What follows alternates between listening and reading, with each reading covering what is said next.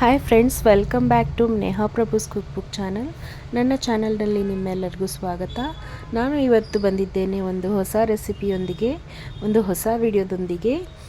So ಇವತ್ತು ಮೊಹಬ್ಬತ್ ಕಾ ಶರ್ಬತ್ ಹೇಗೆ ಮಾಡೋದು ಅಂತ ನೋಡೋಣ. ಇದಕ್ಕೆ ಏನೇನು ಸಾಮಗ್ರಿಗಳು ಬೇಕು ನೋಡೋಣ.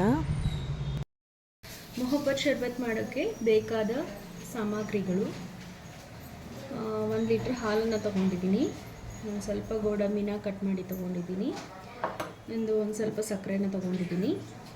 ಸಕ್ಕರೆ ನಿಮಗೆ ಸ್ವೀಟಿಗೆ ಅನುಸಾರವಾಗಿ ಹಾಕಿ. ಒಂದು ಬೌಲು ಕಲ್ಲಂಗಡಿನ ಕಟ್ ಮಾಡಿ ತೊಗೊಂಡಿದ್ದೀನಿ, ಸಣ್ಣಗೆ ಕಟ್ ಮಾಡ್ಕೋಬೇಕು. ಮತ್ತು ಇದು ರೋಸ್ ಎಸೆನ್ಸು. ರೋಸ್ ಸಿರಪ್ ಇದ್ದರೆ ರೋಸ್ ಸಿರಪ್ ಹಾಕ್ಬೋದು, ಅಥವಾ ರೋಸ್ ಸಿರಪ್ ಇಲ್ದಿದ್ರೆ ಈ ಥರ ರೋಸ್ ಎಸೆನ್ಸನ್ನು ಹಾಕಬೇಕು. ಸೊ ಮಾಡುವ ವಿಧಾನವನ್ನು ನೋಡೋಣ.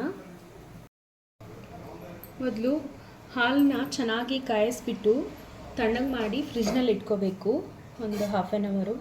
ಆಮೇಲೆ ಇದನ್ನು ಮಾಡಬೇಕು. ಮೊದಲು ಇದರಲ್ಲಿ ಸಕ್ಕರೆನ ಹಾಕ್ತಾಯಿದ್ದೀನಿ. ಇದನ್ನು ಚೆನ್ನಾಗಿ ಕಲಿಸ್ಕೋಬೇಕು ಸಕ್ಕರೆನ.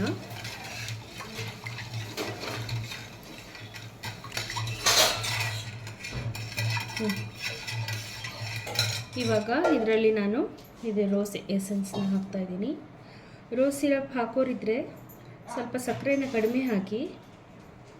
ಸೊ ಒಂದಿಷ್ಟು ಕಲರ್ನ ಹಾಕ್ಕೊಳ್ಳಿ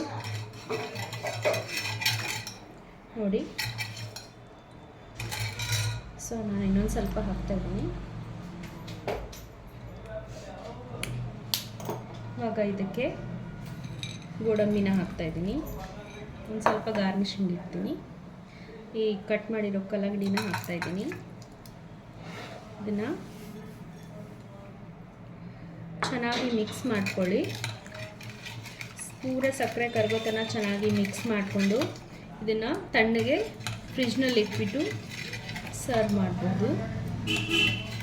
ನೋಡಿ, ಮೊಹಬ್ಬತ್ ಶರ್ಬತ್ತು ರೆಡಿಯಾಗಿದೆ. ನಾನು ಸರ್ವ್ ಮಾಡ್ತಾಯಿದ್ದೀನಿ. ಗ್ಲಾಸ್ನಲ್ಲಿ ಒಂದೆರಡು ಐಸ್ ಕ್ಯೂಬ್ಸ್ನ ಹಾಕ್ಕೋಬೇಕು. ಥರ ಹೀಗೆ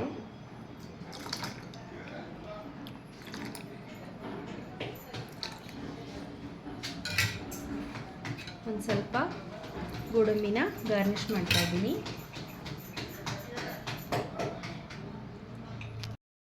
ಮೊಹಬ್ಬತ್ ಶರ್ಬತ್ತು ಸರ್ವ್ ಮಾಡೋಕ್ಕೆ ರೆಡಿಯಾಗಿದೆ. ನೀವು ಇದನ್ನು ಮನೆಯಲ್ಲಿ ಟ್ರೈ ಮಾಡಿ ಹೇಗಾಗಿದೆ ಅಂತ ನನಗೆ ಕಮೆಂಟ್ನಲ್ಲಿ ತಿಳಿಸಿ. ಈ ವಿಡಿಯೋ ನಿಮಗೆ ಇಷ್ಟ ಆದರೆ ಲೈಕ್ ಮಾಡಿ, ಶೇರ್ ಮಾಡಿ. ಇನ್ನೂ ಯಾರ್ಯಾರು ಸಬ್ಸ್ಕ್ರೈಬ್ ಮಾಡಿಲ್ಲ ಮಾಡಿ. ಸಿಗ್ತೇನೆ ಒಂದು ಹೊಸ ವಿಡಿಯೋದೊಂದಿಗೆ, ಒಂದು ಹೊಸ ರೆಸಿಪಿಯೊಂದಿಗೆ. ಅಲ್ಲಿಯವರೆಗೂ ನಮಸ್ಕಾರ. Thanks for watching.